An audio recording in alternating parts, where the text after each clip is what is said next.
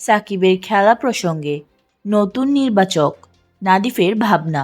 মিরপুরের নাদিফ বলেছিলেন, সাকিব আল হাসান আমার মনে হয় যেখানে আছে ক্রিকেট খেলার জন্য ফিট আছে। যদি সব প্রক্রিয়া ঠিক থাকে, আমরা সব নির্বাচক আছি, আমার একার সিদ্ধান্ত দিতে হবে না।